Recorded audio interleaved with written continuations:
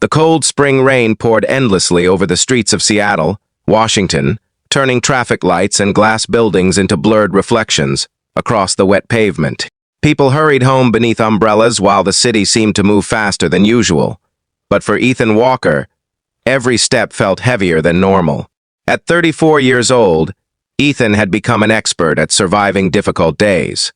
Every morning started the same. Wake up before sunrise. Prepare breakfast. Get his 6-year-old daughter, Sophie, ready for school. Work 10-hour shifts in construction. Pick her up. Make dinner. Help with homework. Put her to bed. Then quietly sit alone for a few minutes before repeating the same routine again the next day. 3 years earlier, his wife, Rachel, had passed away after a sudden illness. Overnight, Ethan had gone from husband and father to being everything for one small girl. Provider, cook, teacher, comfort. He never complained, at least not out loud. But some nights, after Sophie fell asleep, he would sit at the kitchen table staring at unpaid bills and wonder if he was doing enough. That Friday had already gone wrong before sunrise. His regular babysitter canceled with only an hour's notice because of a family emergency.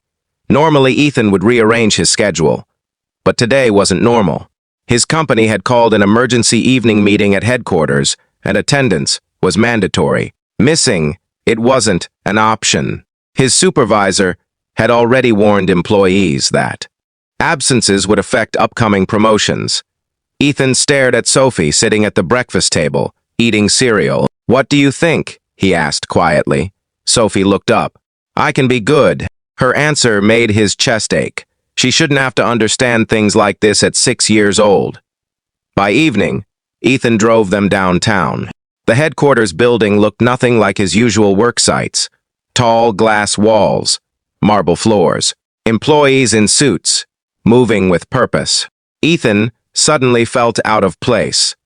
In his faded work jacket and worn boots, he brought Sophie upstairs and found an empty executive waiting lounge, soft chairs, a coffee station, large windows overlooking the city. He knelt beside her. "I'll only be a little while," she nodded seriously. "I brought my coloring book." Ethan smiled. "You're the bravest kid I know," the meeting began. 1 hour passed. Then another. Executives argued over budgets and deadlines. Nobody seemed interested in ending. Ethan checked his phone. 3% battery. His stomach dropped. Sophie.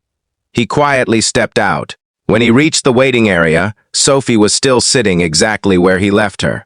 Drawing. Being quiet. Trying not to cause problems. But when she saw him, she asked softly, "Daddy, is it dinner time?" His heart sank. She hadn't eaten since lunch. "I'm sorry, sweetheart." He checked the cafeteria downstairs, almost closed. Lights dimmed. Only one person remained. A woman stood near the coffee machine, wearing a dark blue business suit with a white blouse. Her posture was confident but relaxed. She looked around 38 and seemed completely calm despite the late hour. She noticed him immediately. "You okay?" Ethan hesitated, then finally admitted, "My daughter hasn't eaten." The woman looked at him for a second. No judgment, no question. She simply walked behind the counter and packed 2 warm sandwiches, fruit cups, and juice. She handed the tray over. Ethan blinked. "I can pay." She gave a small smile. "Feed your little girl first." For the first time all day, someone saw he was trying, and Ethan had no idea this small moment was about to change everything. Ethan carried the tray upstairs carefully, balancing the sandwiches and juice while trying not to spill anything. By the time he reached the waiting lounge, Sophie had curled up in one of the oversized chairs with her coloring book resting in her lap. Her face brightened the moment she saw the food. "Daddy," Ethan smiled. "Sorry it took so long." Sophie sat up immediately and accepted the sandwich with both hands. "This smells amazing." She took one bite and closed her eyes dramatically. "This is the best sandwich ever." Ethan laughed quietly for the first time that day. Watching her eat brought him relief he hadn't realized he needed. For a few minutes, the pressure in his chest disappeared. No deadlines, no bills, no worries, Just him and his daughter sharing sandwiches in a quiet room overlooking the rainy city. After Sophie finished, Ethan helped clean up. "You stay here 5 more minutes," he said.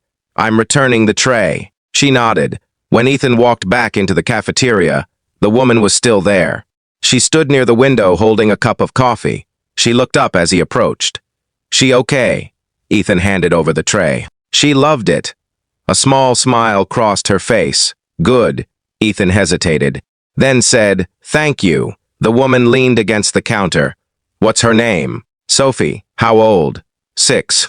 She nodded. Thoughtfully, "That's a hard age." Ethan gave a quiet laugh. "Hard for parents, too." Something in his tone must have said more than he intended. She looked at him. "You're raising her alone." He looked surprised. "Is it that obvious?" She smiled gently. "No ring, tired eyes, and you thanked me like nobody's helped you in a long time." Ethan looked away. "My wife passed 3 years ago." Her expression softened immediately. "I'm sorry," he shrugged. "You survive." There was a long silence. Then, she asked, "Do you ever get tired of being strong?" The question hit him harder than expected. Nobody ever asked him things like that. People usually said things like, "You're doing great. Stay positive, keep going," but nobody asked whether he was tired. Ethan looked down. "All the time." The words escaped before he could stop them. The woman nodded, quietly like she understood. They talked, not like strangers, not like coworkers. Just 2 adults sharing a quiet moment. Ethan told her about construction work, about packing lunches, about Sophie pretending to be brave whenever money was tight. She listened carefully. Then she said, "People think responsibility makes someone strong. But I think asking for help takes more courage." He looked at her. "What about you?" She smiled faintly. "I work too much." He laughed. "That's everybody in this building." She looked amused. "Maybe." They talked another 20 minutes before Ethan checked the time. He stood quickly. "I should go." She reached into her bag and handed him a simple white business card. "Olivia Carter, Executive Office." Ethan looked confused. "Executive Office." She noticed his expression. He smiled awkwardly. "Well, thanks again." She nodded. "Take care of your daughter." The next Monday morning, Ethan arrived at work and nearly dropped his coffee. An announcement covered every screen in the building. "Please welcome our new Chief Executive Officer, Olivia Carter." Ethan stared. Same woman, same blue suit, same cafeteria, same person who bought sandwiches for Sophie.